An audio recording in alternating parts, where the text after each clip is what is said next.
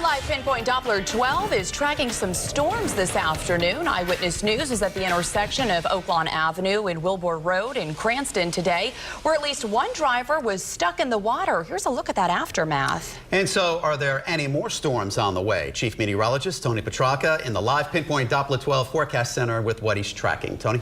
Well, right now the chances of any real heavy thunderstorms is low, but the risk is there at least throughout the evening and overnight. We go to live pinpoint Doppler 12 radar, not nearly as active as it was earlier this afternoon, tracking a few light showers here and there, and we'll keep them in the forecast for this evening and throughout the overnight, though at this point most of the time it should not be raining, but the chance is there. Temperature at 75, humidity is extremely high, a very muggy evening, and that'll help to fuel any additional showers later on tonight. Relative humidity coming in at 88%. Sunset time at 7:37, and a passing shower can't be ruled out this evening and throughout the overnight hours, but again the chances at this point are pretty small, but keep the umbrella on standby.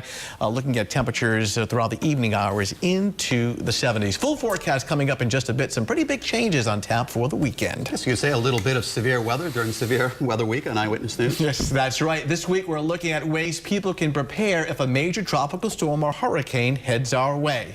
And Tony, the importance of preparing for a storm also applies to cities and towns, correct? Yeah, I mean, it can make all the difference in the world, and it's really been a big lesson from Hurricane Sandy, especially in communities along the coastline. We're seeing officials taking unprecedented steps to make sure they can withstand the incredible force, these ocean waves that can be generated in some of these bigger storms. Meteorologist TJ Del Santo is here now with a look at what's being done in one of those towns. As part of Severe Weather Week, we came here to South Kingstown, which was hard hit by Hurricane Sandy. We wanted to know how they're doing now and what their plans are for the future. Superstorm Sandy didn't give Rhode Island a direct hit, but it was a big enough hit to cause significant damage. The area had to be shut down while the cleanup ensued. You've seen Gloria, you've seen Bob. How did Sandy rate?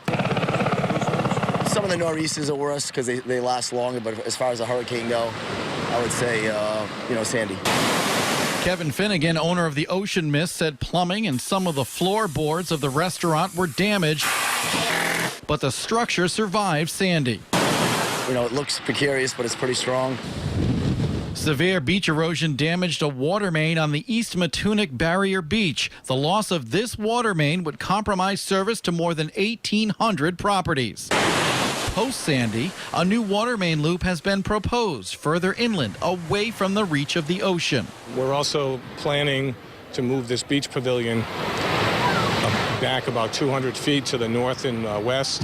The town is in the early stages of relocating Charlestown Beach Road, a couple hundred feet from its current position. The shoreline here has seen repetitive, significant shoreline erosion.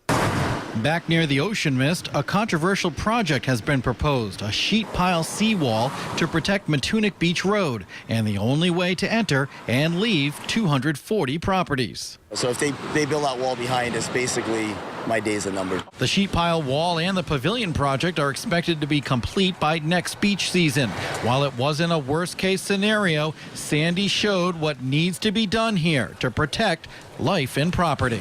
In a sense, a little more fortunate than some areas. It definitely got everybody's attention.